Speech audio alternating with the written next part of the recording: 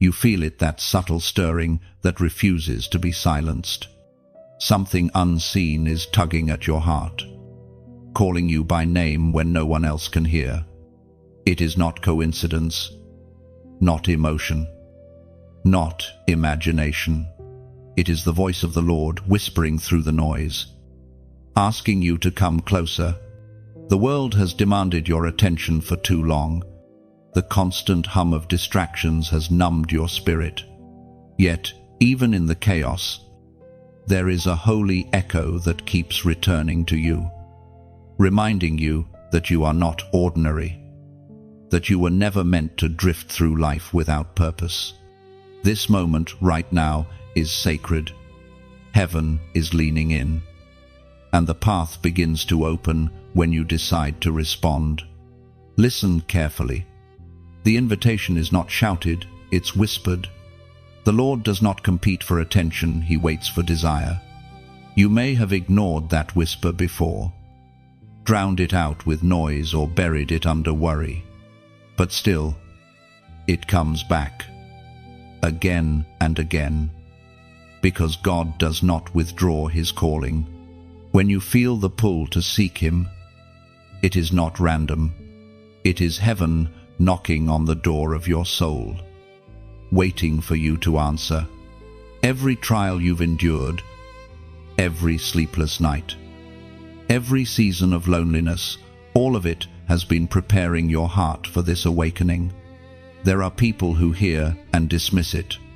They say, maybe another time, not realizing that time itself is the mercy of God. But you sense that delay would cost something sacred. You feel that this is not just another message. You know this is divine timing. The heavens are not speaking to the masses right now. They are speaking to you. You, who have wrestled with unseen weight. You, who have endured without applause. You, who still believe there must be more than this surface world. The whisper is not random. It is a direct summons, as Jesus Himself declared in the Gospel of Matthew, chapter 11, verse 28. Come to me, all you who are weary and burdened, and I will give you rest. Those words are not history, they are prophecy fulfilled each time someone answers His call. When you seek Him, you do not chase a feeling, you step into relationship. Seeking the Lord is not about finding what you want, it is about finding who He is. And when you find Him, everything else aligns.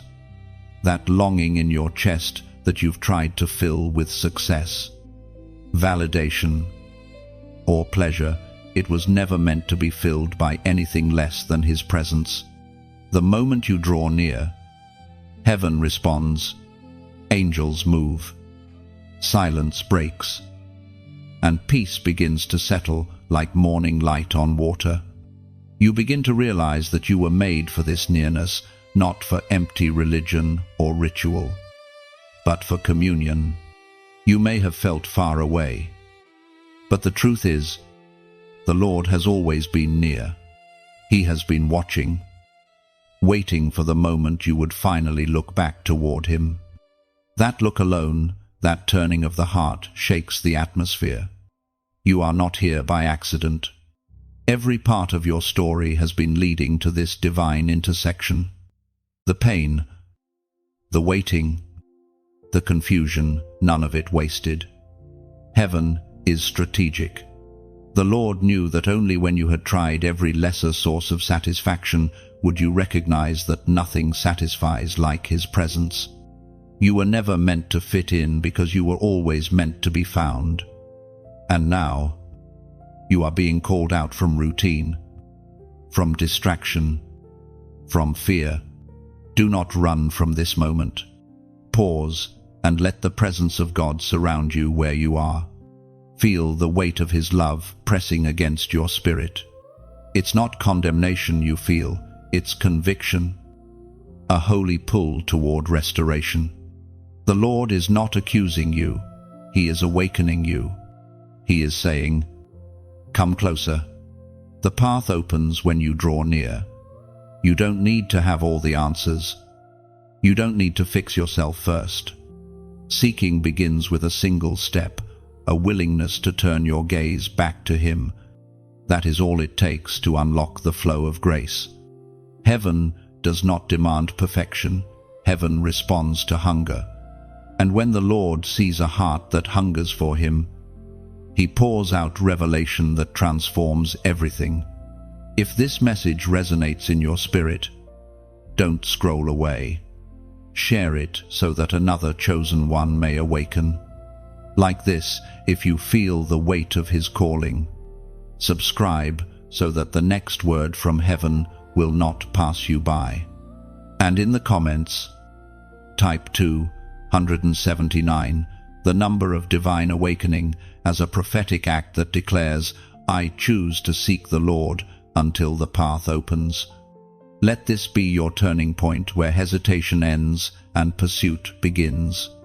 Heaven watches, waiting for the one who dares to draw near. The path has opened before you now. Step forward with faith, for what awaits is greater than anything you've lost. Seek, and you will find.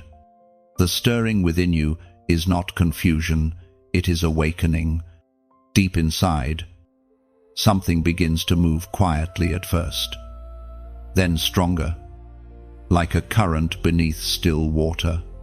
It is the Spirit of God awakening what was asleep, reminding you that there is more to your existence than survival.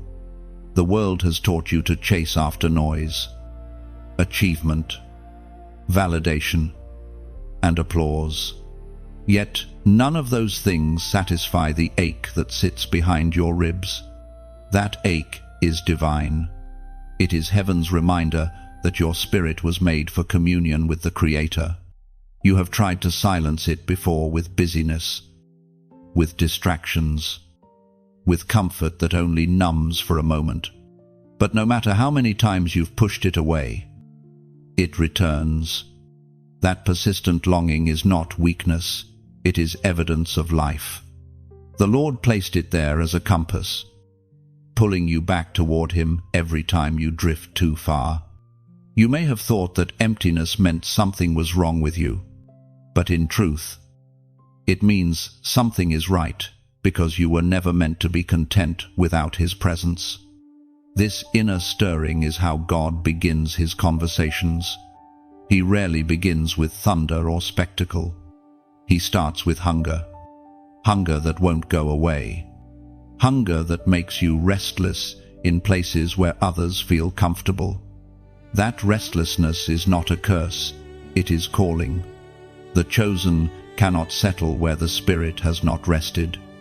You feel misplaced in environments that others call home because your soul has already been marked by eternity. The Word of God declares in the book of Psalms, chapter 42, verse 1, As the deer pants for streams of water, so my soul pants for you.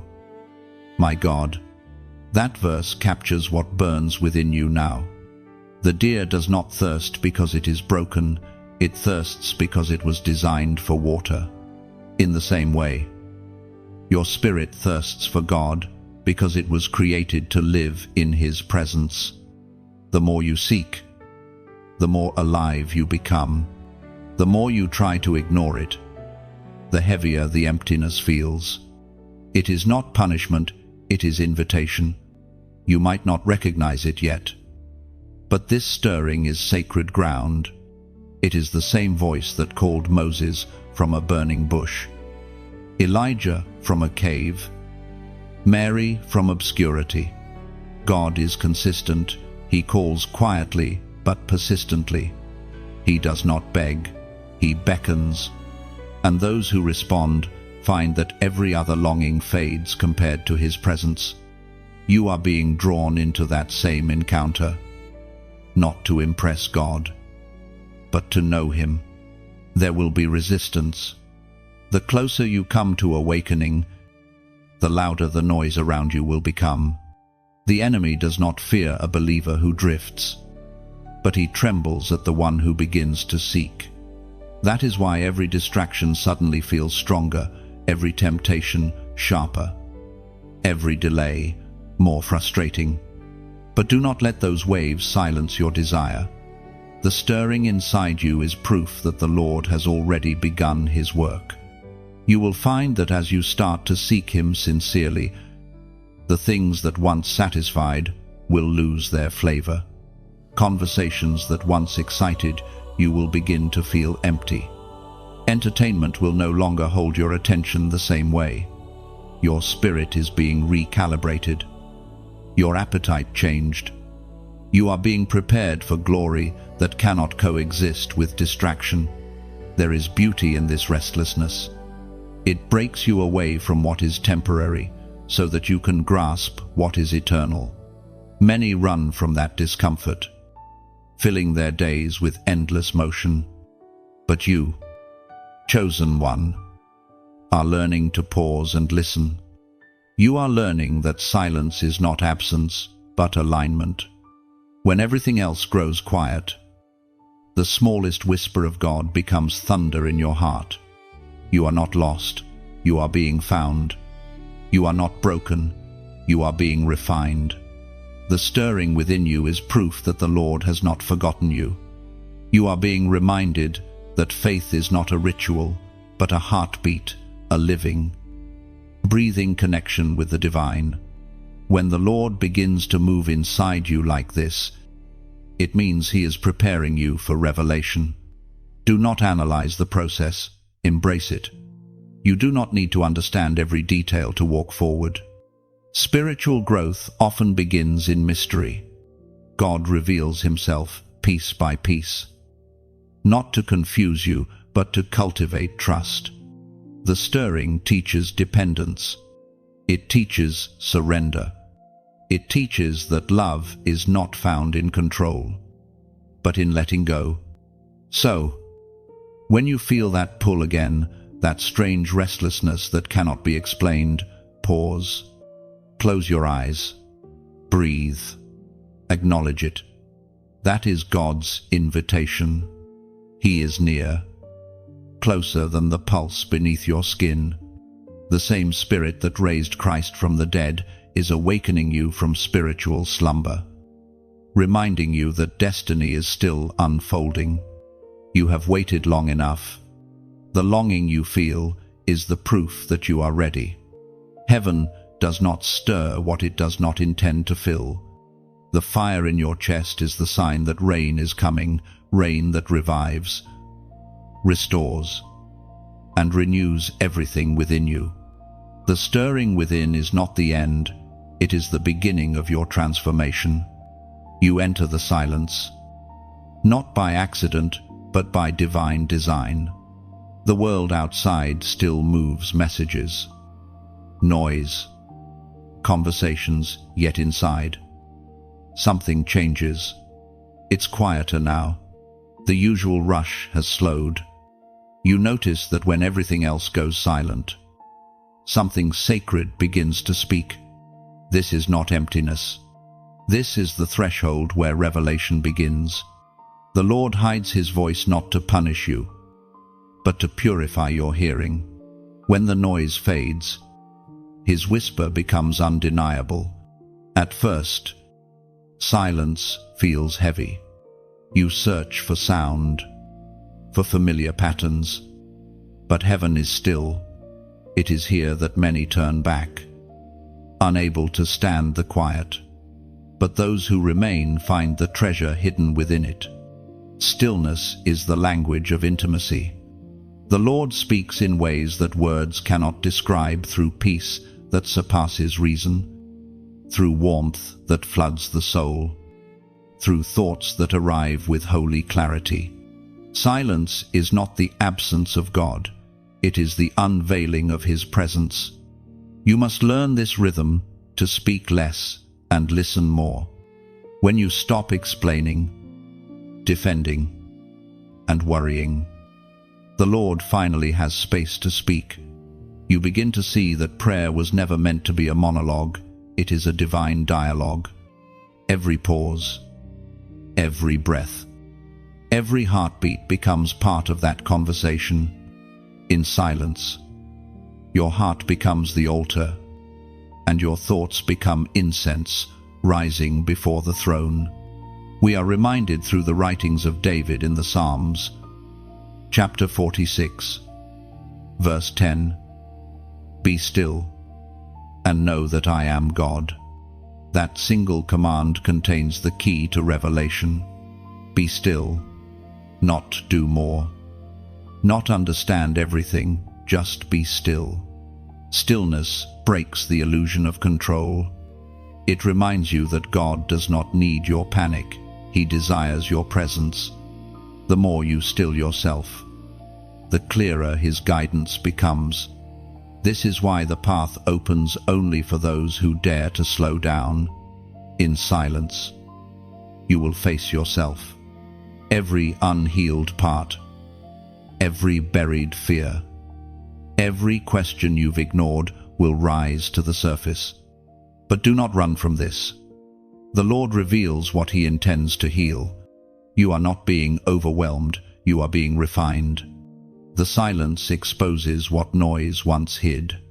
Let the Spirit illuminate those hidden corners, not to shame you, but to free you. What feels like breaking is actually cleansing. You will learn that God's voice does not always sound like thunder. Sometimes it is a gentle knowing, a deep peace that tells you what to do without shouting. Sometimes it's the sudden release of fear you didn't realize you carried. Other times, it's the conviction that pulls you back from a wrong path just in time. His voice is not always loud, but it is always clear. When you finally stop striving to hear Him, you start to recognize that He was speaking all along through moments, through faces, through scripture that suddenly feels alive. The word that once felt distant begins to breathe. You realize that hearing God was never about trying harder, but about trusting deeper. The silence becomes holy ground. And you, the listener, become the vessel through which His will flows. The more time you spend in that sacred quiet, the more power fills your spirit. The noise of the world begins to lose its grip. The fear that once paralyzed you no longer has authority. You begin to move differently, with peace, with certainty, with divine rhythm. The silence transforms from discomfort into strength.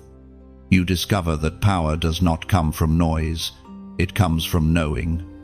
So, when you sit in the quiet and hear nothing, do not despair. Heaven is not silent to punish you. Heaven is silent to teach you. God is shaping your sensitivity, fine-tuning your hearing, so that even the faintest whisper will move your soul. It is in that stillness that revelation comes, not in chaos, not in hurry, but in holy calm. If your heart feels restless as you read this, it means the Lord is drawing you deeper into that sacred silence. Don't resist it. Step into it. It's not empty space, it's the secret place where He waits for you. Now, take this moment and declare your surrender in the comments below with 3 words: I am listening. These words are not a routine. They are a prophetic response, a sign that you are no longer chasing noise, but tuning your heart to heaven's whisper. Every time you type them, you are saying, Lord, I'm ready. Speak, and I will hear. When you type, I am listening, you are not just leaving a comment, you are answering heaven. Those words echo through realms unseen, signaling that you are no longer distracted, that your heart is positioned to hear the divine instructions meant only for you.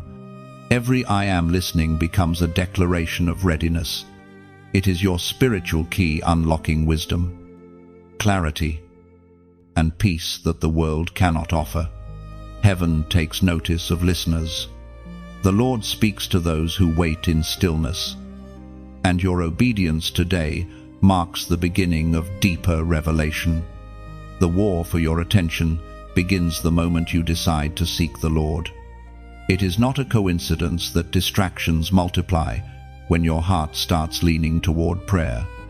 The unseen world trembles when you take even one step closer to God. Every message, every notification, every sudden wave of fatigue, they are not random. They are the enemy's attempts to pull you away from the place of encounter. You are standing at the intersection of destiny and distraction, and whichever direction you choose determines the strength of your spiritual walk.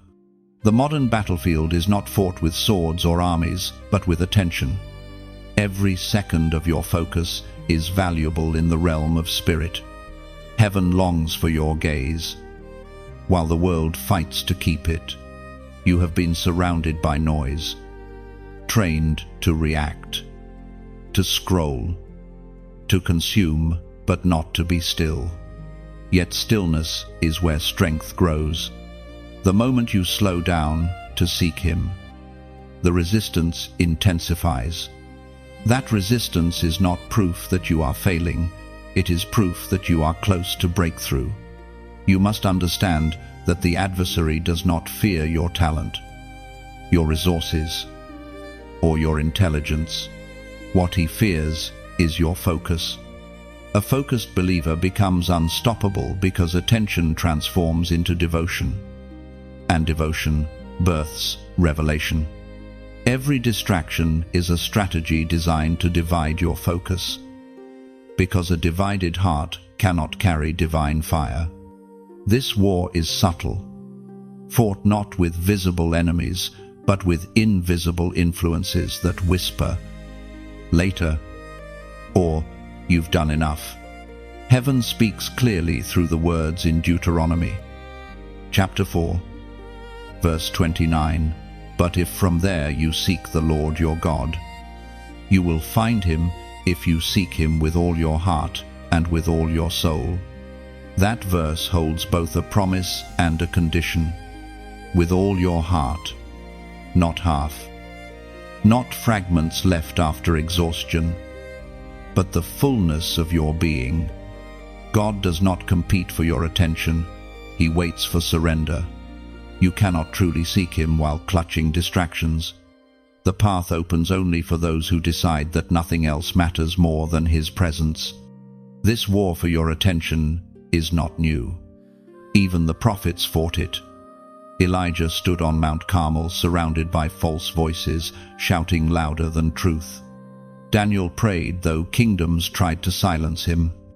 Jesus Himself withdrew from crowds to commune with the Father. Every chosen one learns this truth. Intimacy with God always requires separation from noise. The louder the world becomes, the more sacred silence must be protected. You will feel the pull of convenience, the temptation to give God your leftovers, your tired minutes. Your distracted thoughts will come often, but that kind of offering carries no fire. The Lord desires your first focus, not your fading attention at the end of the day. To win this war, you must choose to make space, disconnect to connect, withdraw to be restored. The Spirit speaks most clearly when the noise fades completely. Sometimes the war for attention disguises itself as urgency, 1,000 small tasks that demand your immediate response. But urgency is not always importance. The enemy often hides behind good things to keep you from the best thing. Even noble activities can steal sacred focus. Guard your heart. Protect your time with God as though your life depends on it, because it does. You will also face the inner battle thoughts that wander, worries that intrude, memories that replay endlessly. But even here, victory is possible. Every time your mind drifts, gently return it to His presence. Don't condemn yourself, redirect yourself. The process of refocusing is itself worship. The more you practice it, the stronger your attention becomes, and the quieter the world grows around you. As you persist, something extraordinary happens. The same places that once distracted you begin to feel different. Your phone becomes a tool for testimony, not temptation. Your schedule begins to bend around your prayer time, not the other way around. Your focus, once scattered, becomes sharp as light through glass, powerful, precise, and pure. The Lord does not demand perfection in your focus. He delights in your persistence. Every time you choose Him over distraction, you build spiritual muscle. Every time you resist the urge to drift, you grow in strength. Attention becomes adoration. Stillness becomes power. In the quiet center of your focus, heaven and earth meet, and your heart becomes the battleground that light wins back. Do not be discouraged by how fierce this war feels. It only proves that you are valuable. The enemy would not fight for what is worthless. The very intensity of the distractions confirms that you are close to divine encounter. So press on. Train your mind to pause, your spirit to listen, and your heart to remain steady. When your focus finally settles on Him, you will notice the shift. Peace replaces panic. Clarity replaces confusion. And what once seemed impossible begins to unfold with ease. This is the reward of the seeker who refuses to look away. The Lord fills those who give Him their gaze. The door of surrender does not open through effort, it opens through release. You have spent years trying to control outcomes, shape results, and hold every piece of your world together. But the Lord is calling you into a different kind of strength, the kind that comes through letting go. You cannot step into the next season while clinging to what was. The hands that hold too tightly cannot receive what heaven intends to give. Surrender is not weakness, it is alignment.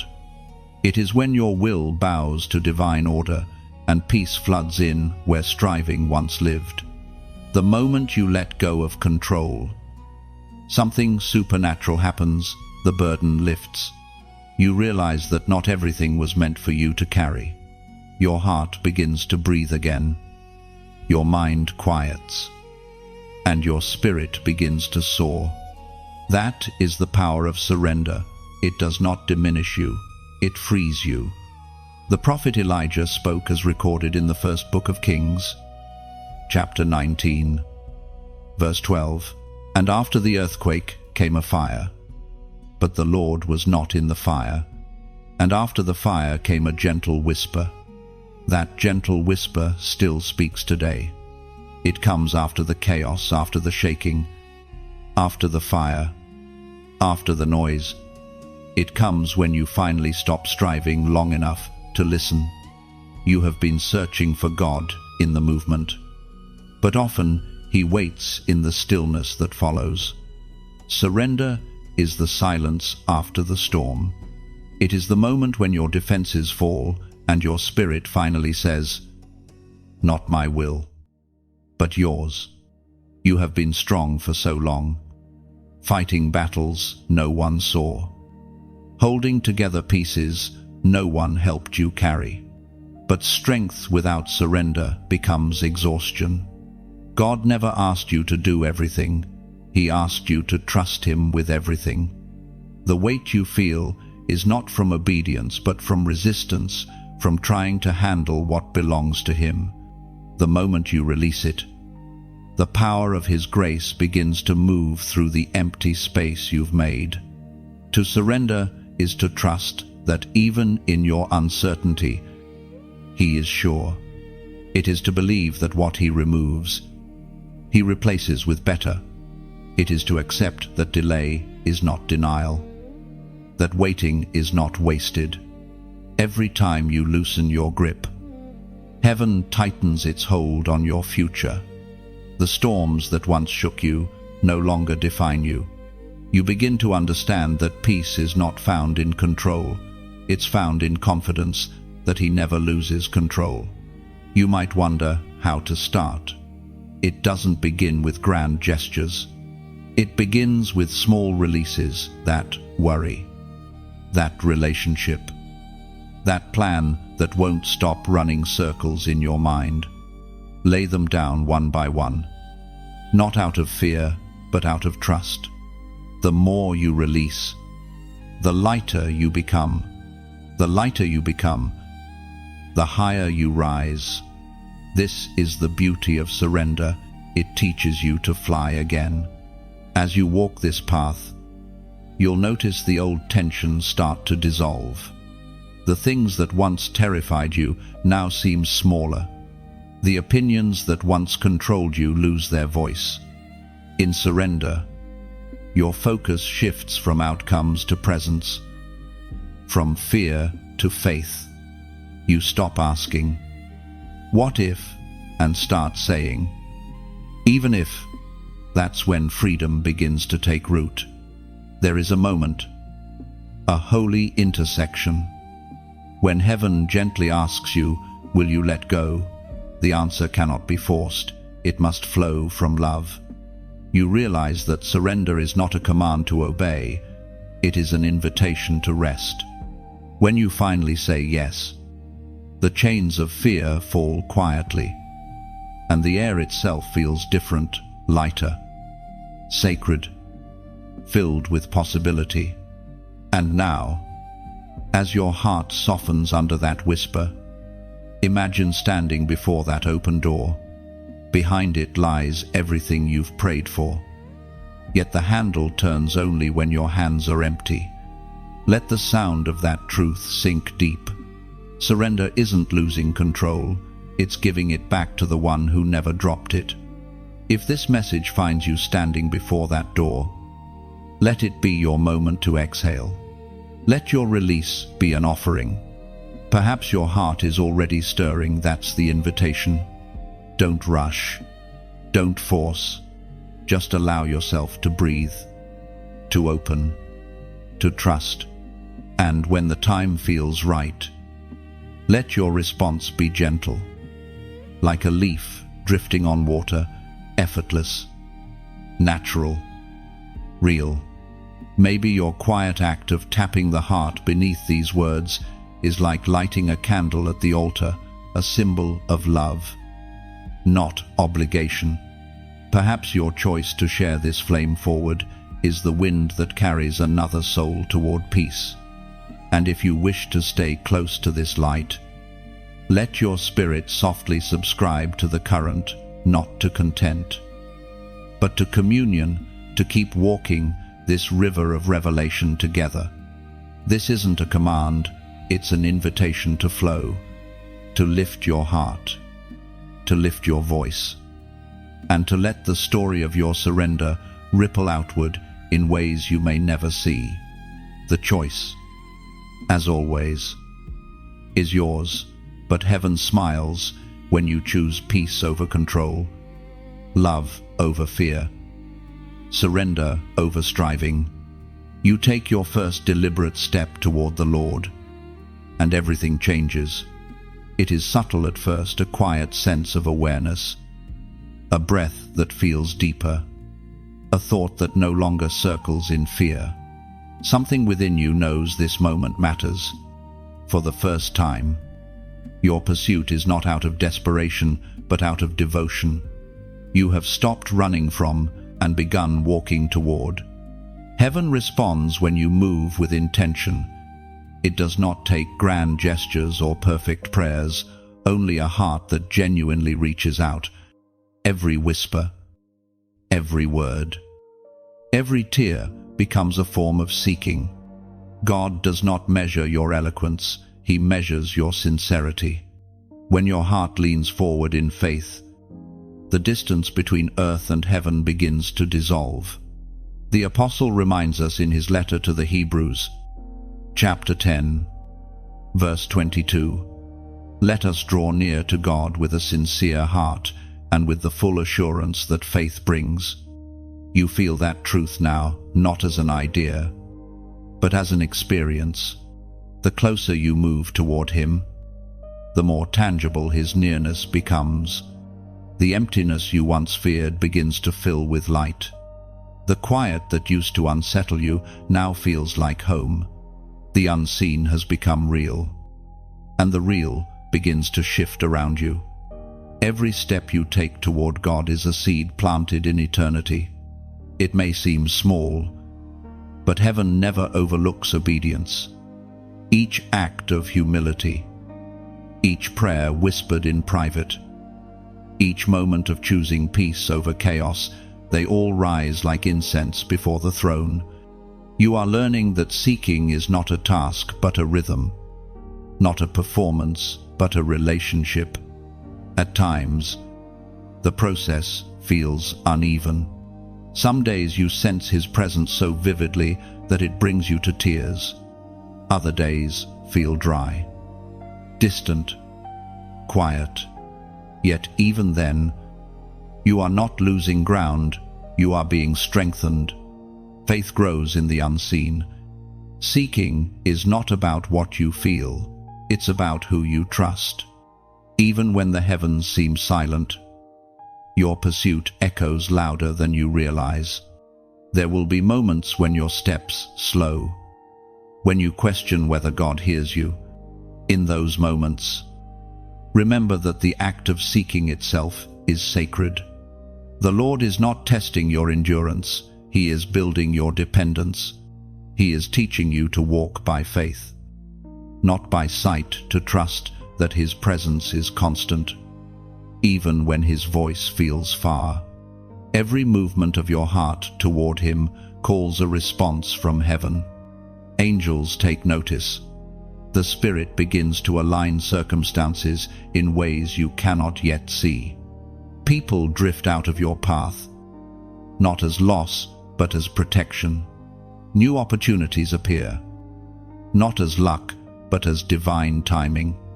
The closer you draw, the more clearly you discern what belongs to you and what no longer does.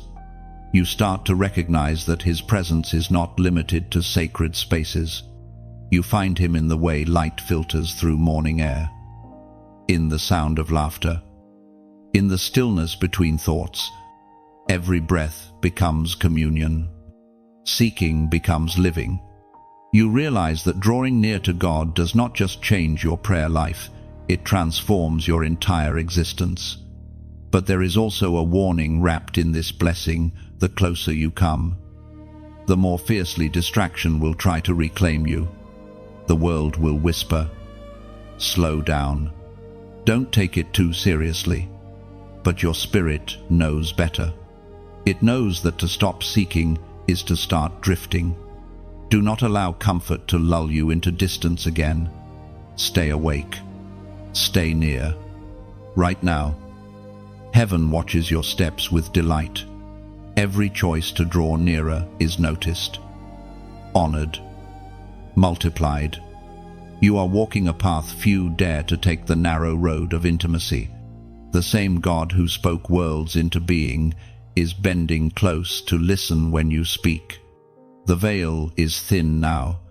His nearness is no longer a hope, but a reality.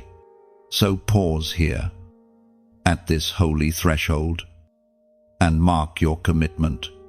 Let heaven see that you are not turning back.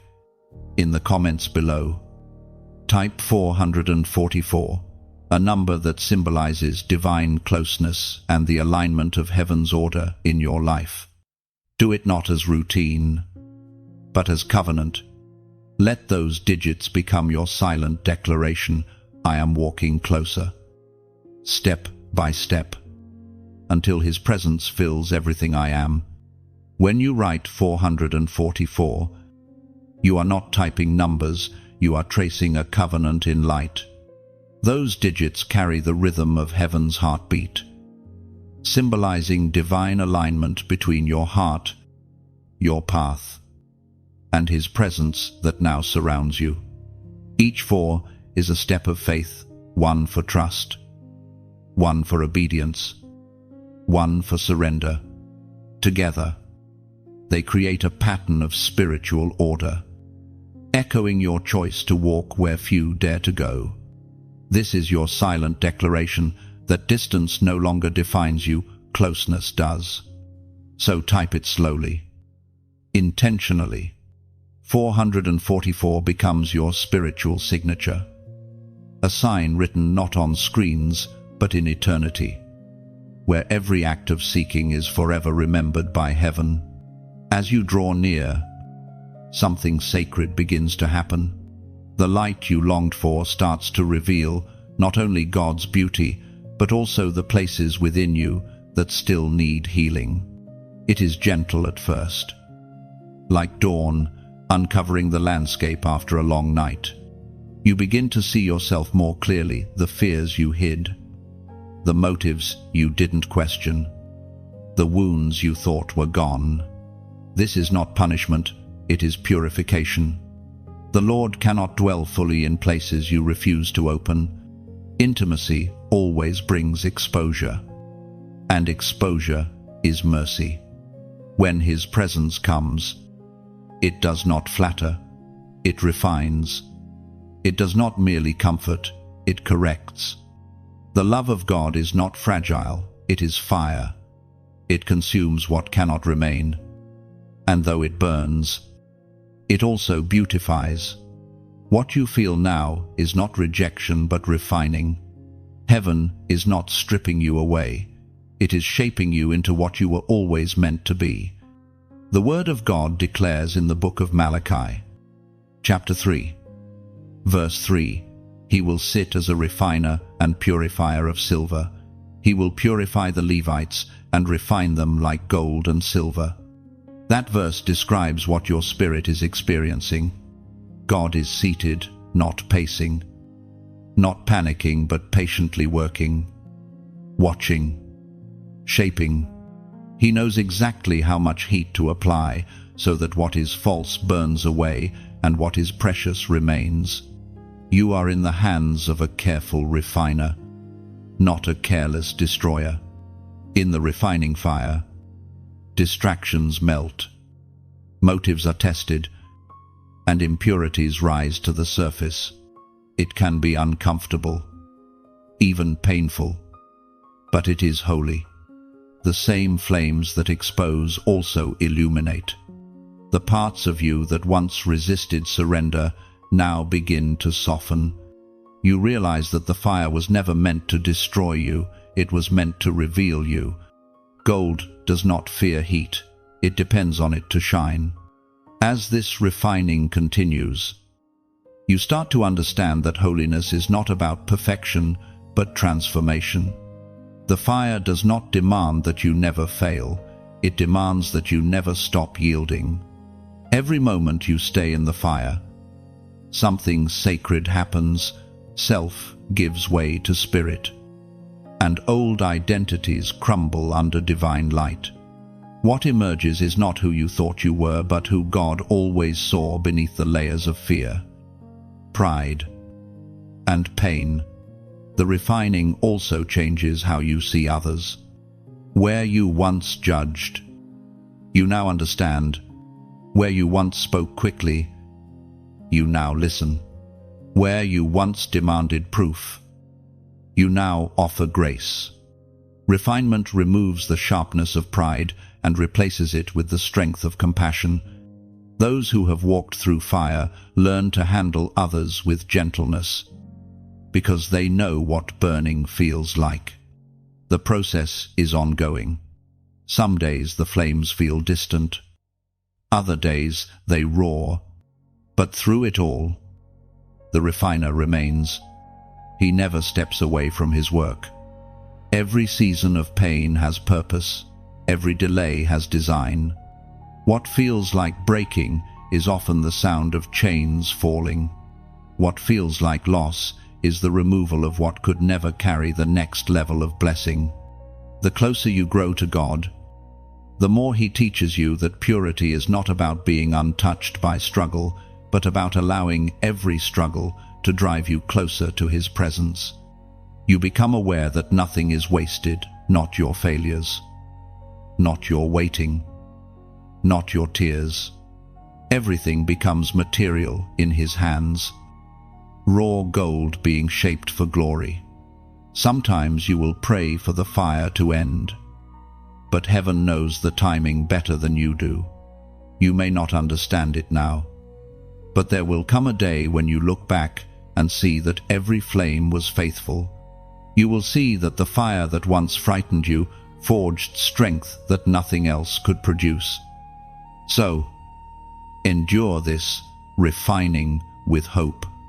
Do not mistake the heat for abandonment. The fire itself is proof that the refiner is near. He is sitting beside you, watching over the process, ensuring that not a single spark is wasted. You are not being burned away, you are being made new. When the refining ends, you will emerge radiant. The residue of fear will be gone, and what will remain is clarity pure, shining, unbreakable. You will move with quiet confidence, carrying the fragrance of surrender. And though the world may only see your glow, heaven will know it came from the fire. The fire that once felt unbearable will become your testimony. You will not hide your scars.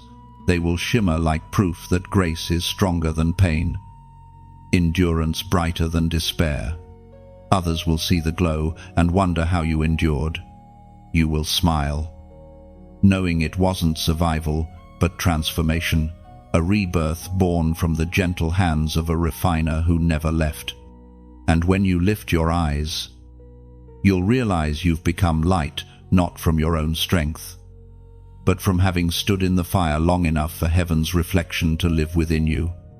There comes a moment when the fire quiets, and what remains is peace. The storm of refining settles into stillness, and you find yourself standing before something you did not have before, a secret place. It is not a location, it is a dwelling. You begin to understand that the presence of God is not merely visited, it is inhabited. Those who have walked through the fire are not only purified, but invited. They are brought into covenant, the covenant of the secret place. This is where revelation deepens. It is here, beneath the covering of divine presence, that your soul learns to rest. The world may continue to spin, but inside this sanctuary, time slows. The noise outside cannot enter here, and fear loses its language. You feel unseen hands around your heart, holding it steady. You realize that true strength is not in fighting every battle, but in remaining hidden under his shadow, as was spoken in the sacred texts of old, in the book of Psalms, chapter 91, verse 1, "Whoever dwells in the shelter of the Most High will rest in the shadow of the Almighty." That word dwells becomes your lesson now.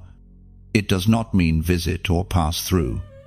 It means to stay, to remain, to make your home in the presence of God.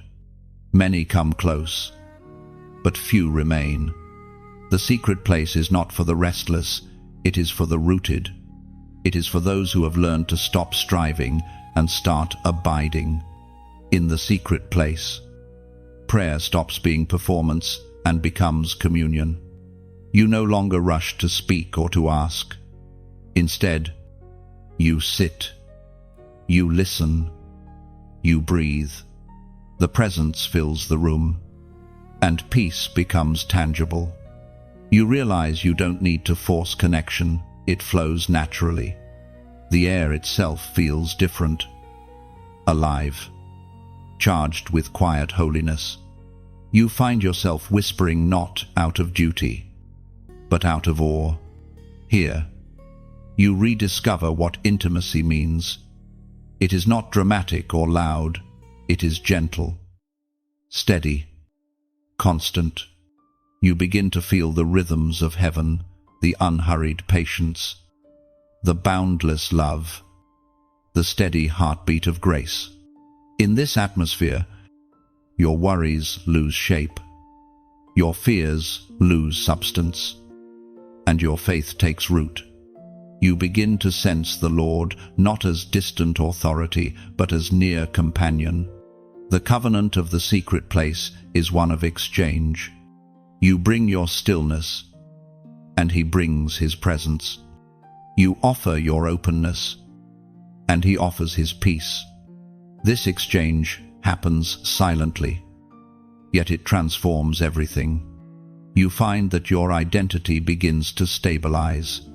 The doubts that once screamed grow faint, replaced by a quiet certainty that you are known, loved, and protected. You learn to live differently. Even when you leave your place of prayer, the awareness of His presence follows you. The secret place begins to expand. It moves with you, surrounding you wherever you go. Conversations become softer, decisions become clearer, and your reactions slower. It is as if you are moving inside a sacred rhythm, guided by unseen grace. There will be days when you struggle to return, when distractions crowd your peace. But you now know the way back. It is not through guilt or striving, but through stillness. Just a breath, a whisper, and the secret place unfolds again. The Lord never locks the door. It is always open for those who remember where they belong.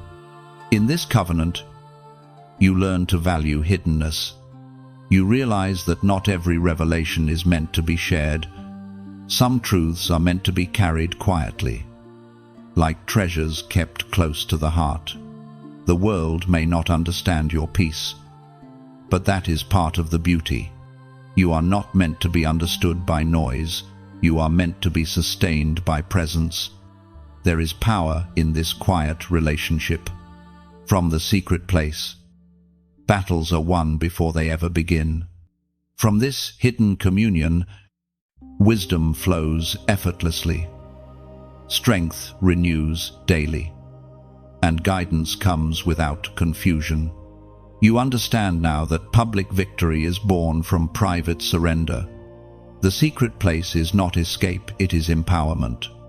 And so, you stay, you dwell, you build your life around that still center where heaven touches earth. Every moment spent there becomes a brick in the unseen foundation of your destiny. You are learning that the greatest miracle is not that God visits you, but that He chooses to dwell with you. In the secret place, your heart learns silence as a sacred language. What once required words now flows as knowing. You and heaven breathe in rhythm, and peace becomes the sound between every heartbeat. This stillness is your armor. It covers you when the world demands noise. It shields you when confusion rises. You move quietly, but with the certainty of one guarded by unseen wings. And from this dwelling, you carry light wherever you go, not as a flame to boast, but as a glow that heals. The covenant remains, invisible yet unbreakable, written between your spirit and the Almighty. The battle between flesh and spirit is the oldest war ever fought, and it is waged within you. The closer you come to God, the louder the conflict becomes. You have felt it, that tension between what you desire and what you know is right, between comfort and calling, between the momentary and the eternal. Every step toward holiness awakens resistance from the part of you that fears surrender. Yet this conflict is not your defeat. It is the evidence that your spirit is alive. The Apostle Paul described this unseen war centuries ago, and still it burns in every heart that seeks truth. You begin to see that the struggle itself is sacred, a sign that light and darkness cannot coexist in silence. The flesh seeks ease, the spirit seeks transformation, and you, standing between both, must choose which voice will lead. The ancient words recorded in Romans, chapter 7, verse 22, remind us, "For in my inner being I delight in God's law." That delight is the anchor in the chaos, deep within you, beyond temptation, beyond emotion. There is a part that still longs for righteousness, even when you stumble, even when you hesitate. That inner spark refuses to die. It is your spirit, your true self, calling you back to alignment. Flesh will tell you to settle. It whispers that holiness is too costly, that obedience requires too much. But the Spirit knows better. It remembers the peace that comes after obedience, the freedom that follows surrender, the quiet joy that cannot be found in compromise. The war may rage, but the outcome is already written. Every time you choose spirit over flesh, heaven records another victory. There will be moments when the pull of the old self feels stronger than ever, when familiar habits, old patterns, or painful memories try to reclaim you. But you have changed. You are no longer who you were. The fire of the previous season has altered your very nature. What once satisfied you now feels hollow because your appetite has shifted. You have tasted truth, and counterfeit no longer fills the soul. This is not a battle fought in the visible realm. It happens in quiet choices: what you think about, how you respond, what you feed your mind. Each decision becomes a seed planted either in the soil of spirit or flesh. The harvest will always reflect the seed. The Lord does not force your loyalty. He invites it daily through decisions that shape eternity. In time, you begin to see that the war within is not something to be feared, but embraced. It means you are alive, aware, and growing. It means your heart is sensitive to light. If the conflict ended, it would not mean peace. It would mean surrender to the wrong side. But as long as you fight, as long as you return to truth, grace keeps covering the ground you gain. Sometimes the Spirit will call you into sacrifice, letting go of pleasures, patterns, or people that pull you backward.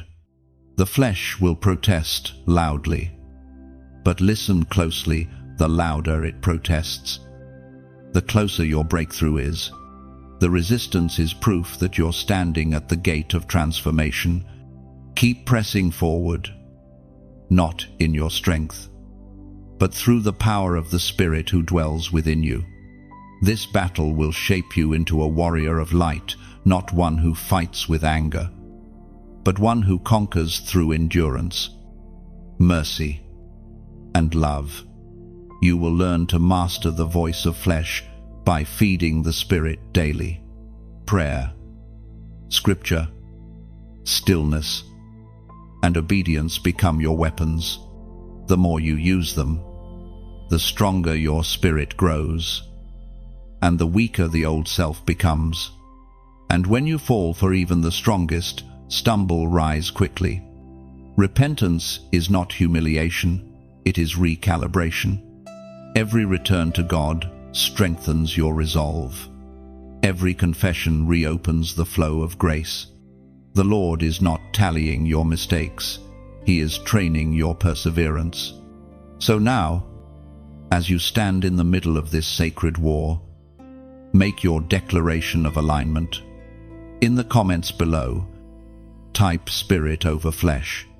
Let these 3 words become your banner, your silent victory cry, not for attention, but as covenant, a personal pledge that you will no longer let the temporary rule over the eternal.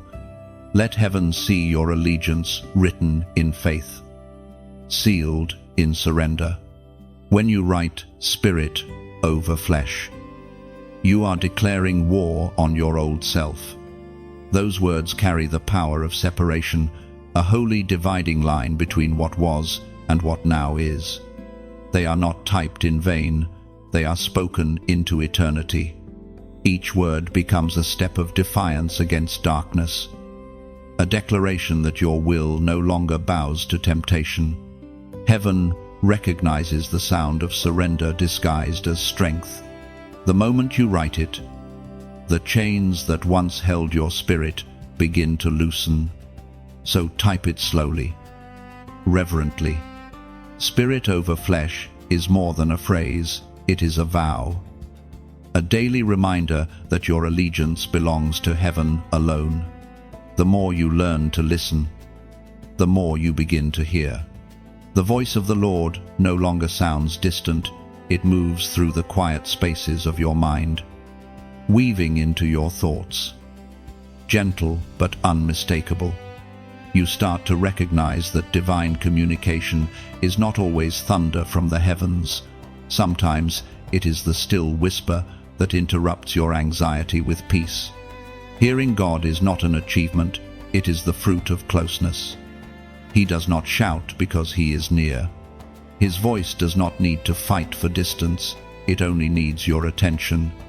The more your spirit quiets, the clearer his words become. You discover that God speaks in many languages through Scripture, through the inner prompting that aligns with truth, through the quiet conviction that redirects your steps. Sometimes, he speaks through the very circumstances that seem against you, not to harm, but to guide. The Spirit spoke through the prophet Jeremiah. Chapter 33, verse 3. Call to me, and I will answer you, and tell you great and unsearchable things you do not know. Those words are not mere poetry, they are invitation. Call to me. It is not a suggestion, but a doorway. Every time you pray, even when your voice trembles, heaven leans closer. God's voice is not confined to ancient pages, it breathes through your present. His answer may not always come as you expect, but it always comes. The true test is not whether he is speaking, but whether you are still enough to hear. In learning to hear God, you begin to unlearn the noise of the world. The more familiar his tone becomes, the less persuasive false voices sound. You will recognize this shift when decisions once ruled by fear start being led by peace. The flesh speaks in urgency, the Spirit speaks in assurance. The difference is clear once you've heard the real thing. The voice of God often arrives clothed in simplicity. It may come as a scripture that suddenly feels alive, a memory that stirs conviction, or a phrase that brings inexplicable comfort. When it comes, it carries authority and tenderness at once. It never manipulates or condemns, it guides. It does not flatter, it refines. You know it by its fruit. It leaves peace where there was confusion, courage where there was fear, clarity where there was fog. Sometimes he speaks and you understand instantly. Other times, his words unfold over days, even years, but every whisper carries eternal weight. Nothing spoken by heaven ever returns empty. It accomplishes what it was sent to do. That is why you must learn to treasure his words, to hold them, write them, and walk them out. Even when they take time to bloom, there will be moments when you question, was that really God? That's when the word becomes your compass. His voice never contradicts his word. The closer you walk with Scripture, the easier it becomes to discern. As you practice listening, you begin to notice divine patterns, how his guidance arrives in peace, how his warnings come with love, how his timing always proves perfect in hindsight. To hear God is to live aware. Every day becomes conversation, not always of words, but of presence. You start seeing his fingerprints everywhere in the timing of a meeting, in a phrase overheard at the perfect moment, in the feeling that pulls you to pray just before something happens. These are not coincidences. They are coordinates on the map of divine dialogue. If your heart has learned to recognize his voice, then you know it changes everything. You stop striving to figure out life because you've learned to follow the whisper. Even silence feels sacred because you know that stillness often speaks louder than sound. You live differently now, guided not by pressure, but by peace. And now, as this truth settles into your spirit, imagine this. Each word from God is like a candle placed gently into your hands. You can hide it, or you can let it shine. When you let your heart reach out in a simple act, pressing the heart beneath these words, it is like lifting that candle high, letting others see the glow you found. When you choose to share this message, it is as if you open a window, allowing the warmth of this flame to drift into someone else's darkness. And if you feel called to remain within this flow, to keep walking where the voice of heaven speaks, then your quiet act of subscribing becomes more than habit. It becomes a way of saying, I will keep listening. No one commands this of you. It is an invitation, a sacred freedom to pass the flame, to let your obedience ripple outward like light across water. For those who have heard the whisper, spreading it becomes joy, not duty. The echo of his voice deserves to travel, and you are one of the vessels chosen to carry it forward. The closer you draw, the heavier his presence becomes, not as burden, but as glory. What once felt like gentle peace begins to feel like holy weight, pressing against your spirit until you can no longer stand casually before it. This is not oppression, it is majesty. You have entered a realm where reverence replaces comfort, where silence feels sacred, and every breath seems to echo eternity. This is the weight of glory, the tangible awareness of God's nearness that transforms you from the inside out. At first, you may not understand it. The heaviness feels overwhelming, almost unbearable, as though the air itself has thickened around you. But in that weight lies power. It presses pride out of your heart, pushing away every pretense and illusion. The presence of God always humbles before it uplifts. The more you stand beneath it, the more you realize how small you are and yet how infinitely loved. As written in the second letter to the Corinthians, chapter 4, verse 17, for our light and momentary troubles are achieving for us an eternal glory that far outweighs them all. Those words are not comfort for the distant future, they are revelation for the present. The glory that surrounds you now outweighs everything that came before it. The pain, the confusion, the battles, all of it begins to pale beneath this holy light. What once felt heavy now seems light because you have encountered something far greater. The weight of glory is not only to be felt, it is to be carried. God does not rest his presence upon empty vessels. He fills those who have been emptied through surrender, purified through fire, and strengthened through obedience. This weight is evidence that heaven trusts you, that you have been chosen to bear divine influence without being destroyed by it. The weight that humbles you also crowns you. There is mystery in this experience. Sometimes the glory descends like peace, soft, gentle, wrapping you in stillness. Other times it comes like fire alive, overwhelming, unstoppable. You may feel undone, as though every layer of who you thought you were melts away under its touch. That is exactly what it does. Glory reveals truth. It burns away imitation, until only authenticity remains. When this presence rests upon you, you cannot remain the same. Your words carry more power. Your prayers pierce deeper. Your perception sharpens.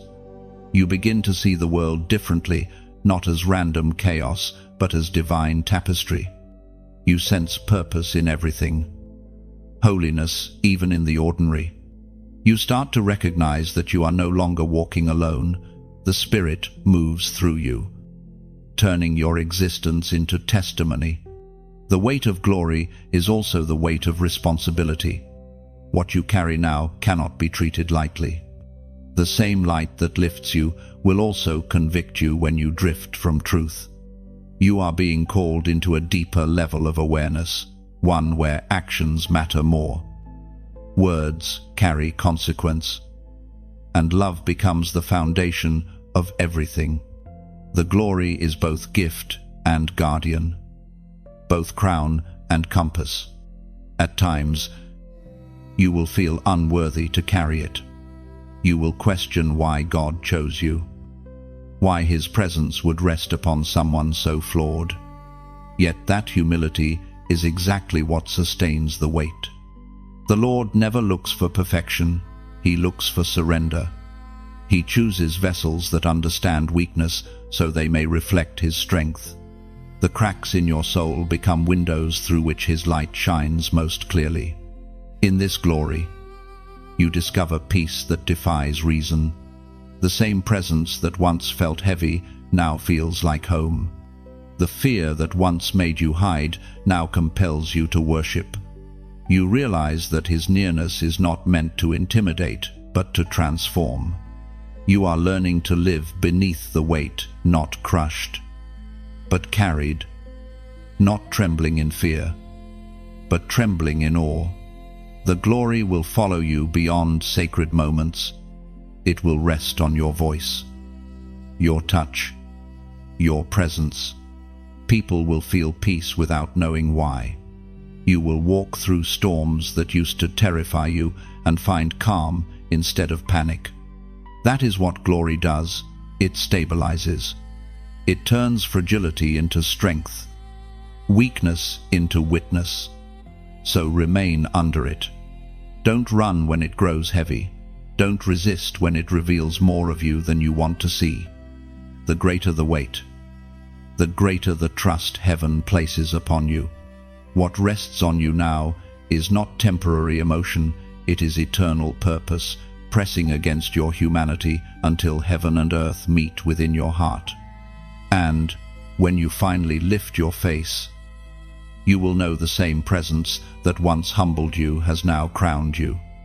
The glory that bowed you low has raised you higher. You are no longer merely a seeker. You are a bearer of divine presence, a living reminder that the weight of glory is love made visible. Night comes, and with it, a silence that feels different, deeper, heavier, alive. You sense something stirring again. Not around you this time, but within.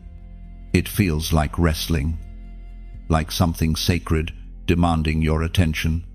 This is the moment when calling meets resistance, when your old self struggles against the transformation God is forming in you. The closer you come to destiny, the more intense the tension becomes. You remember the story of Jacob alone at night, face to face with the divine, refusing to let go until he received a blessing. That moment was not just his, it is yours now. There are nights when prayer feels like a struggle. When you press into God, not with eloquent words, but with desperate persistence, you are not fighting Him, you are fighting through yourself. Every fear, every doubt, every memory that whispers you are not enough rises, and heaven watches as you wrestle for identity, as it was written in the book of Genesis, chapter 32, verse 26. Then the man said, "Let me go, for it is daybreak." But Jacob replied, I will not let you go unless you bless me. Those words echo through eternity, spoken by every soul who refuses to settle for half of what heaven promised.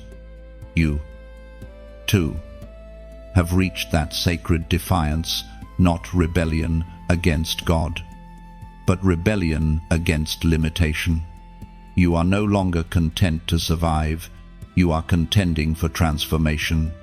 The wrestling is not punishment, it is preparation. God allows it not to break you, but to rename you. When Jacob walked away from that encounter, he carried both a limp and a blessing. That is the paradox of divine encounters.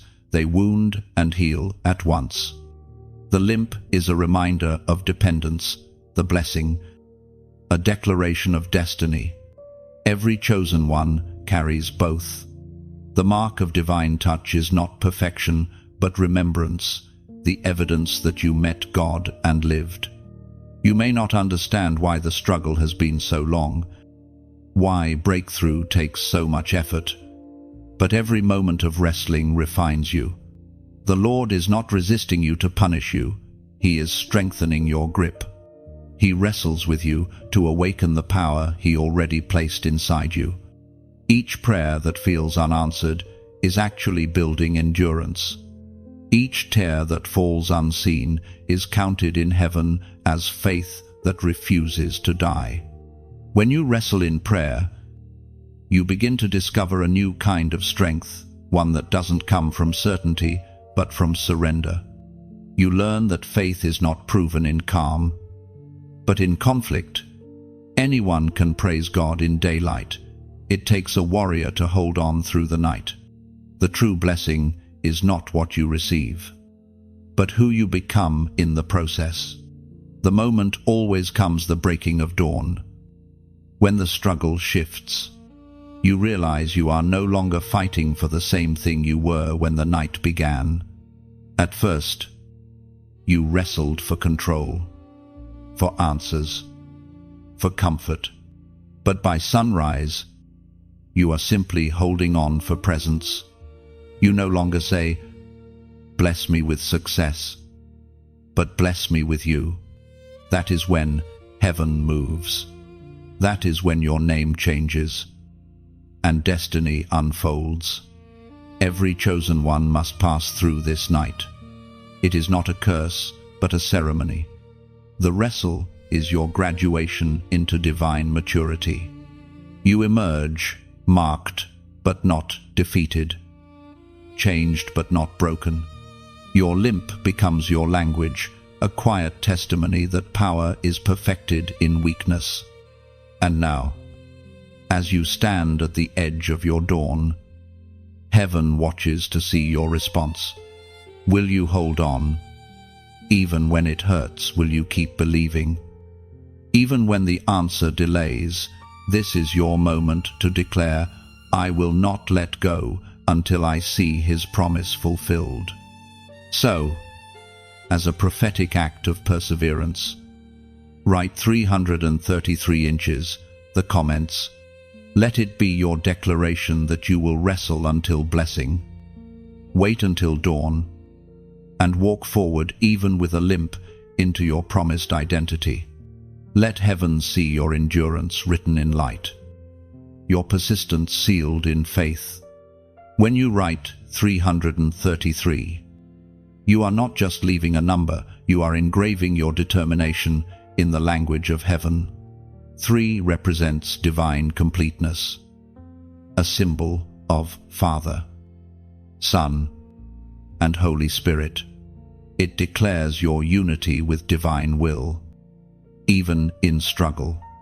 Each 3 echoes persistence, 1 for faith, 1 for endurance, 1 for transformation. Together, they mark the pattern of spiritual rebirth. You are saying, "I will not quit in the night. I will wait for dawn." These numbers carry the sound of defiance wrapped in devotion. So type it slowly, intentionally. 333 becomes your spiritual signature, proof that you will not release your hold until the blessing unfolds. It is the vow of every soul who wrestles honestly, prays fiercely, and walks forward in grace, bearing both the limp and the light of divine encounter. When dawn breaks, something in the atmosphere shifts. You begin to sense a quiet order settling around your life. Pieces that once felt scattered start aligning with a rhythm you did not create. This is what happens when obedience matures into alignment.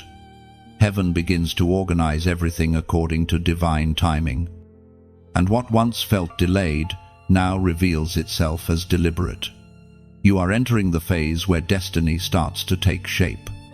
For so long, you tried to force outcomes, pushing doors, chasing signs, asking when.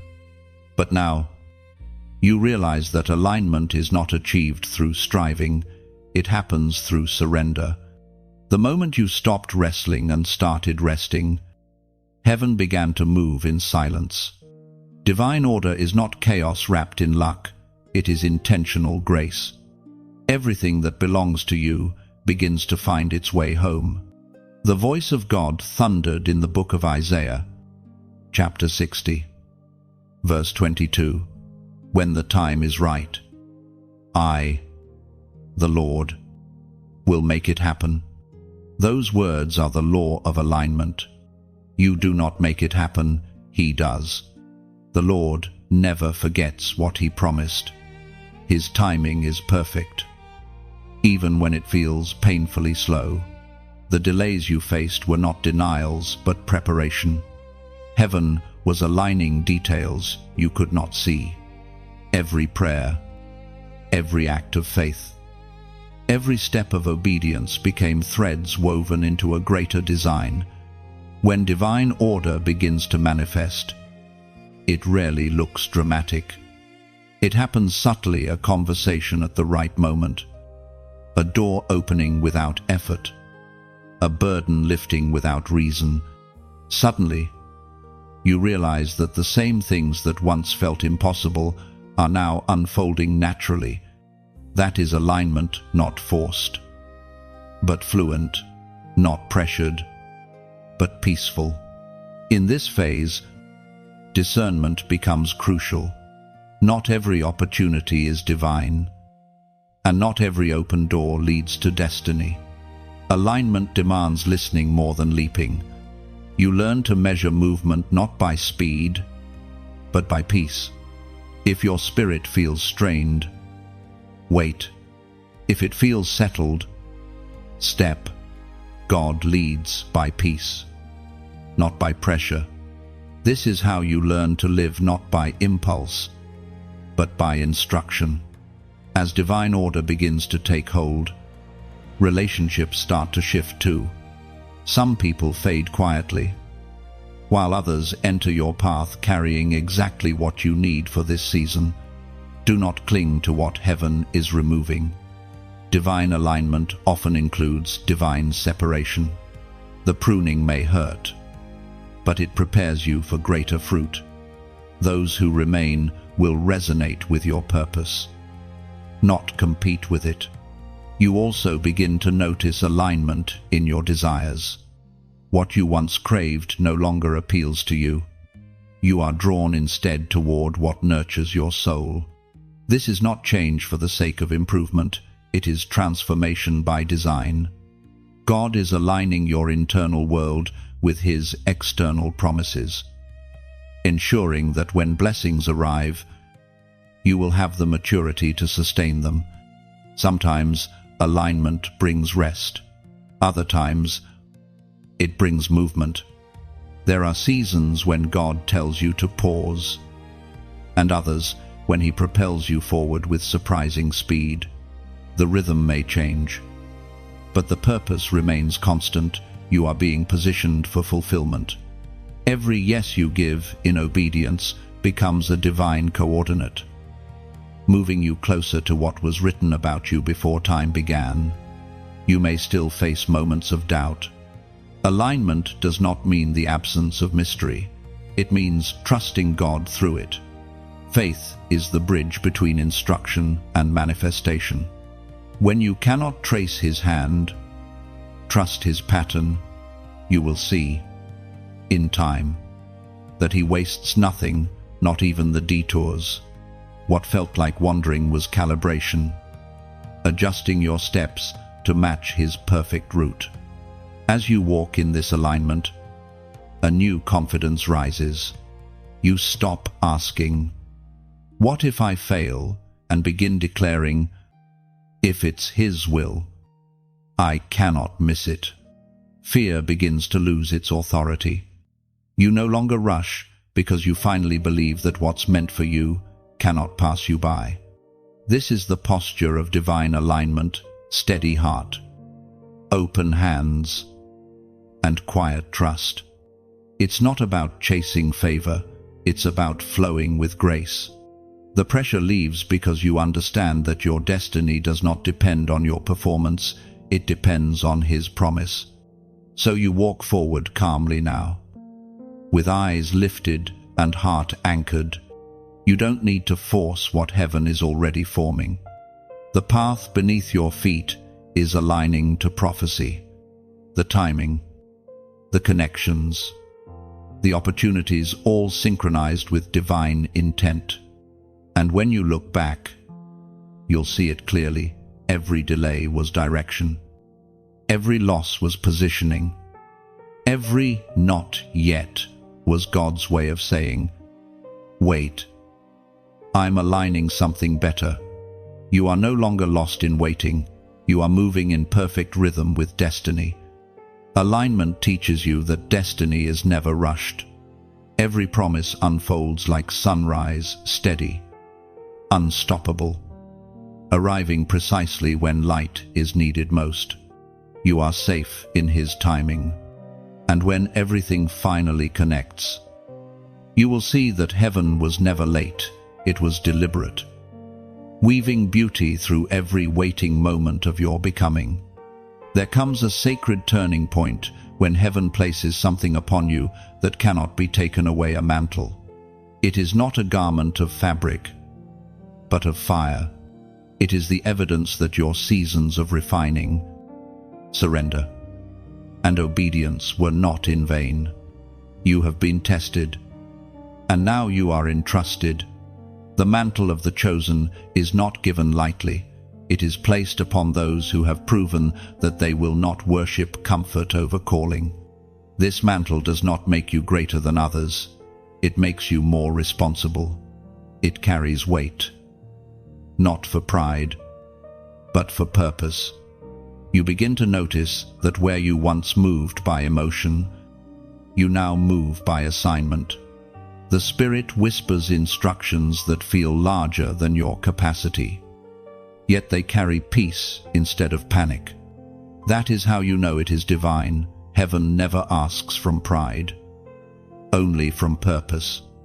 According to what is revealed in the second book of Kings, chapter 2, verse 13, Elisha then picked up Elijah's cloak that had fallen from him and went back and stood on the bank of the Jordan. That moment was not just the transfer of power, it was the transfer of trust. Elijah's mantle symbolized divine succession, proof that God's work continues through chosen vessels. And now, like Elisha, you are standing on your own Jordan, holding what was placed upon you by heaven. You feel its weight, and something within you knows life will never be the same again. The mantle carries both authority and accountability. It is a visible sign in the spiritual realm that you have been set apart for something higher. You may not have sought it, but heaven saw readiness where you only saw weakness. God does not call the perfect, he perfects the called. That is why the mantle rests on your shoulders, not because of your strength, but because of your surrender. Wearing it, you begin to perceive life differently. You sense spiritual atmospheres changing when you enter a room. Words carry more weight. Prayers cut deeper. You realize that your presence is no longer casual, it carries consequence. Wherever you go, you represent the one who anointed you. The mantle is not about elevation, it's about representation. You are now an ambassador of the unseen kingdom. But along with power comes humility. The greater your influence, the deeper your need for hiddenness. The mantle shines brightest when worn in secret. Pride can scorch what the fire was meant to purify. That is why God hides you after He promotes you to protect what He has placed upon you. Many desire the mantle, but few are willing to bear its silence, its weight, its discipline. This new season calls for discernment. Not every battle deserves your attention, and not every voice deserves a response. Those carrying divine mantles learn that peace is often the greatest display of authority. You no longer chase validation, your anointing speaks for you. Heaven itself bears witness when you walk in obedience. As the mantle settles, you begin to feel an unfamiliar stillness. The striving is over. Purpose has replaced performance. You no longer chase opportunities, you attract them by simply being aligned. The Spirit within you becomes your compass, guiding you not by logic but by revelation. What once felt impossible now feels inevitable, because you know you are walking under divine covering. The mantle is also protection. It guards your steps, shields your name, and anchors your identity. When attacks come, and they will, the same presence that called you will defend you. The fire that anointed you will also consume every scheme meant to harm you. The chosen do not fight for victory, they fight from it. The mantle ensures that, but above all, this calling demands love. The anointing without compassion becomes arrogance. Power without tenderness becomes tyranny. The true mark of a chosen one is not miracles, but mercy. You carry the authority to restore, not to impress. Every act of kindness becomes ministry. Every word spoken in grace becomes healing. This mantle will stretch you. It will call you to places where fear once stopped you, to people you once avoided, to assignments that feel too great. But remember, the same God who placed it upon you will empower you to bear it. You were not chosen because of who you are, you were chosen because of who He is through you. So, wear it with reverence. Walk in it with confidence. Guard it with humility. This mantle is both your identity and your invitation, the sign that heaven has trusted you with divine fire. You carry it not as a trophy, but as a torch. Through you, others will find their way home. The mantle rests quietly, but radiates authority. You do not need to announce it. Light never asks permission to shine. Its glow reveals, restores, and reminds the world of God's faithfulness. And as you walk, the air itself seems to recognize you not for your name, but for the one whose fire you now carry. You have walked through the refining fire, carried the mantle of calling, and now the time has come to stand. Heaven no longer whispers only to your heart. It begins to release you into purpose. What was once preparation has become activation. The call to stand is not a request, it is a revelation. The Lord is saying, "Rise. You were not shaped for hiding. You were formed for impact." Standing is more than posture, it is identity.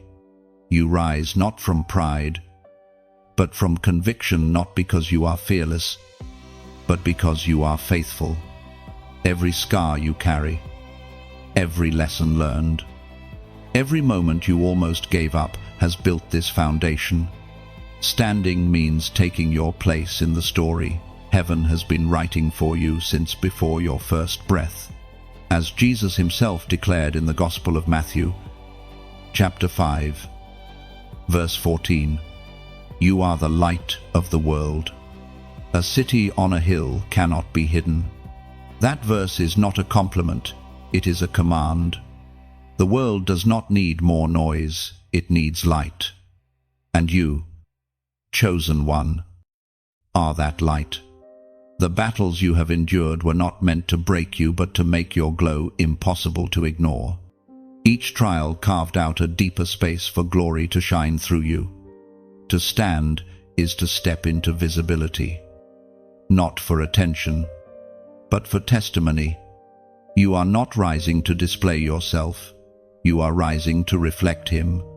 When you stand, darkness takes notice.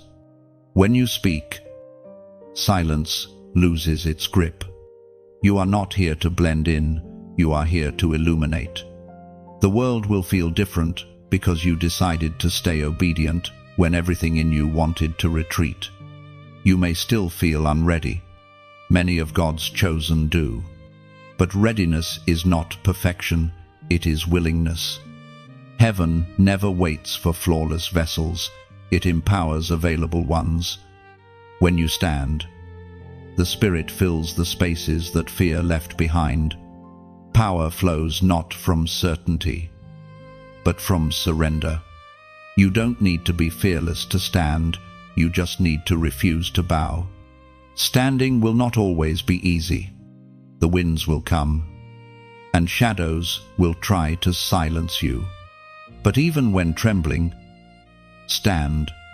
The light inside you burns too brightly to be extinguished. Every time you choose faith over comfort, you declare victory again. You are not standing alone. Heaven stands with you, surrounding you with invisible strength. This season is your summons. The world is waiting for voices like yours, voices that carry peace. Not pride, truth. Not condemnation, love. Not fear. You are the continuation of divine courage on earth. Every act of kindness, every word spoken in hope, every prayer whispered for another soul is a form of standing. The posture of your spirit shifts nations before your feet ever move. And now, as the mantle settles and your steps steady, imagine your stand as a beacon in the distance. When your heart reaches for the light beneath these words, that simple gesture is like striking flint against stone, sending sparks into the dark sky. If you choose to pass that spark forward, to share this flame, it becomes a river of light, threading from one heart to another. When your heart reaches for the light beneath these words, that simple gesture is like striking flint against stone, sending sparks into the dark sky. If you choose to pass that spark forward, to share this flame, it becomes a river of light, threading from one heart to another. And if you feel drawn to remain within this unfolding, to keep walking where faith becomes fire, then your quiet act of subscribing is like anchoring your torch to the eternal flame, ensuring that you never walk without warmth or wonder. And if your spirit feels the stir to respond, let your voice join the constellation. Write a few words, your heart's reflection beneath this light. Each comment is a star added to the sky of faith, proof that even separate souls can shine together in one divine story. No one can command such gestures from you. They are too sacred for obligation.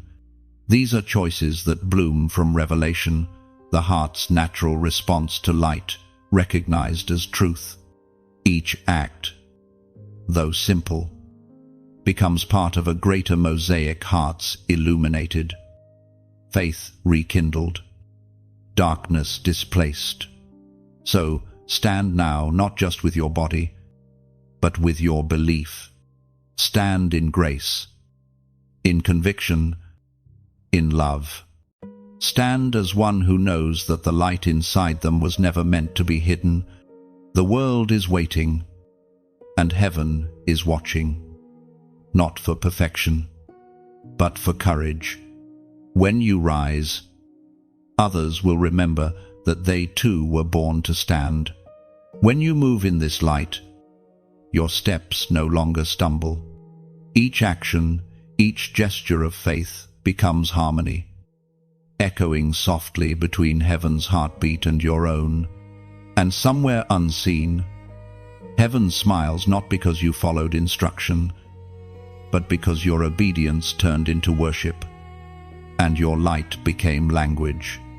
There comes a quiet moment when seeking no longer feels like pursuit, it becomes your natural rhythm.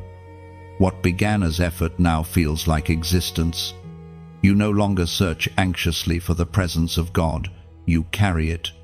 The line between prayer and life fades, and everything you do becomes communion. This is the beauty of walking in unbroken fellowship. You have learned that God is not found only in sacred spaces. His voice moves through ordinary days in the rhythm of footsteps, in the wind's soft language, in laughter, in stillness. You no longer need to withdraw to sense him. He is woven into your moments. Every breath feels like a small prayer, every pause like a sanctuary. You are living in the same awareness that Adam once walked in, not just knowing about God, but knowing him. The Word of God declares in the book of Micah, chapter 6, verse 8, "He has shown you, O mortal, what is good. And what does the Lord require of you? To act justly and to love mercy and to walk humbly with your God." That verse captures the essence of this stage. To walk humbly with God is not about distance covered, but depth shared. It is about choosing presence over performance, intimacy over impression.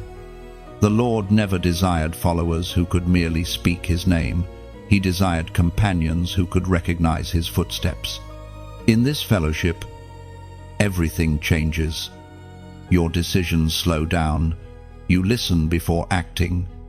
You stop reacting to the world's chaos because peace has become your atmosphere. You no longer chase validation or worry about misunderstanding. The more time you spend walking with him, the less the world defines you. What others see as coincidence, you recognize as coordination. What they call luck, you call leading. Unbroken fellowship is not built in grand gestures, it grows in quiet consistency. It's the choice to turn your heart toward God in every small thing, in work, in rest, in silence, in laughter. You find him in the details now. You no longer separate spiritual life from daily life. They are the same.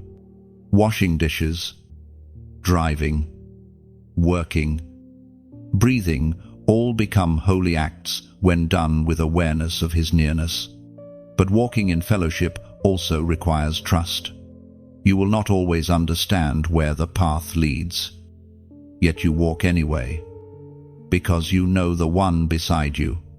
The journey no longer depends on sight, it depends on relationship. You stop demanding explanations because you've learned that presence is better than answers. The unknown no longer intimidates you, it invites you to lean closer. Sometimes the path will lead through shadows, yet even there you sense peace. Darkness no longer means abandonment, it means invitation. You've learned that his light shines differently in different seasons, sometimes as fire by night, sometimes as whisper by day. Even in silence, he is speaking through the steadiness of his companionship. There is freedom in this rhythm. You do not strive to impress God or prove devotion. You simply remain listening, responding, trusting. Fellowship has replaced formality. You have stopped performing for his presence because you've realized you were never outside it. The more you surrender control, the deeper the intimacy grows. People around you may not understand the calm that follows you. They may wonder how you remain steady while everything shifts. But peace has become your inheritance, not because life is easy, but because relationship is unbroken. The storms that once frightened you now draw you closer. You no longer ask, "Why is this happening?" but "What are you showing me?" Through this unbroken fellowship also refines your love. You start seeing others the way He sees them, not through their actions, but through their potential. Compassion replaces judgment, and patience becomes instinct. You carry the fragrance of grace into every room you enter. Without realizing it, you begin to represent His heart in the world. That is what true fellowship produces: transformation without effort, influence without striving. And as you walk, you notice that life itself feels lighter. You no longer measure your days by achievements but by alignment. You wake not asking, "What do I need to do?" but "Where are you walking today?" The answer comes not in words, but in gentle nudges, a conversation, a prayer, a moment that reminds you you're never alone. This is what it means to live as one with the divine, not detached from the world, but present in it with sacred awareness. Heaven and earth have met within you, and every step you take is part of that union. Seeking has become walking, walking has become dwelling, and dwelling has become your very nature. You walk now not to arrive, but to abide. Every sunrise greets you like an answered prayer. Every sunset feels like a benediction whispered across your spirit. And in that rhythm, eternity begins to echo. You are no longer chasing presence, you have become its reflection, moving gently within God's endless breath. And now, as the path stretches into eternity, you realize that seeking the Lord was never meant to end. What began as a pursuit has become a way of being, a rhythm that flows from the very center of your soul. The closer you draw, the more you understand that there is no destination, only deepening. Every encounter reveals another layer of mystery, another dimension of love. Seeking is not a task to complete, it is the heartbeat of existence. The more you walk with Him, the more infinite He becomes. You find that His presence cannot be contained within a single revelation or moment. Each time you think you've reached understanding, His Spirit expands before you like an endless horizon. You are both filled and made hungry again, satisfied yet longing for more. This is the sacred paradox of the eternal pursuit. The more you know Him, the more you desire Him. As written in the book of Philippians, chapter 3, verse 12, "Not that I have already obtained all this, or have already arrived at my goal, but I press on to take hold of that for which Christ Jesus took hold of me." That verse captures your new reality. You are no longer chasing something outside of yourself. You are unfolding what has already been placed within you. The pursuit is no longer about finding God somewhere far away. It is about discovering how deeply He has been intertwined with you all along. The eternal journey is not measured by distance, but by depth. You begin to see that eternity is not a place you go to someday. It is the dimension you live in when your soul stays awake. Every moment lived in awareness of God becomes a fragment of eternity revealed. Time loses its tyranny. Waiting no longer feels like delay, but like divine pacing. The more you stay connected, the less you fear endings. Because in His presence, nothing ever truly ends. This endless seeking does not tire you anymore. It energizes you. The questions that once frustrated you now fascinate you. for you realize that curiosity is worship in disguise. Every why becomes an open door to wonder. Every unanswered prayer becomes an invitation to trust more deeply. Even silence feels sacred now, because silence itself carries the echo of his voice.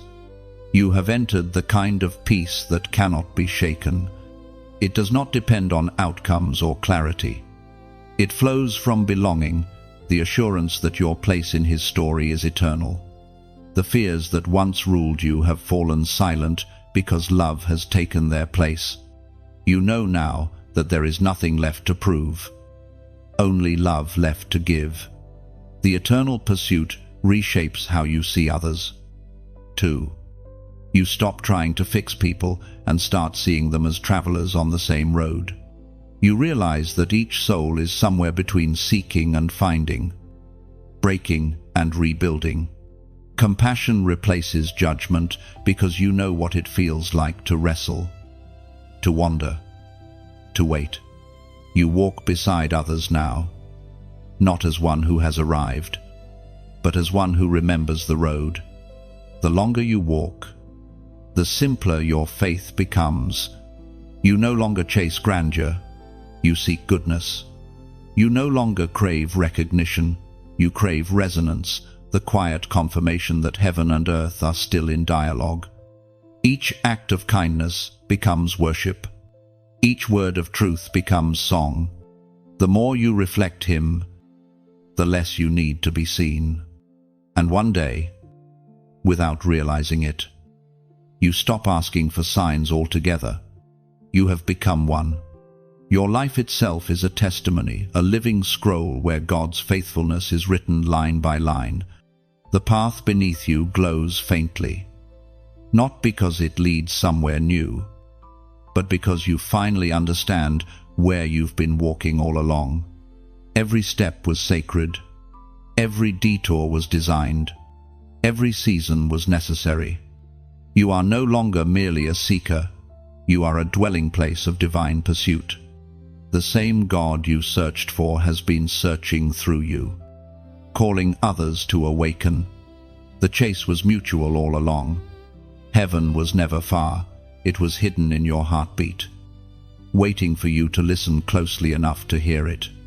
And so, the journey continues not toward an end, but toward endlessness.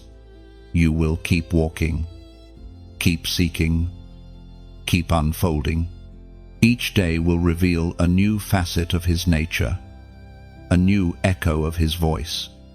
Eternity will not begin when you leave this world. It has already begun. Pulsing quietly in every moment, you spend aware of his presence. The path does not close. It widens.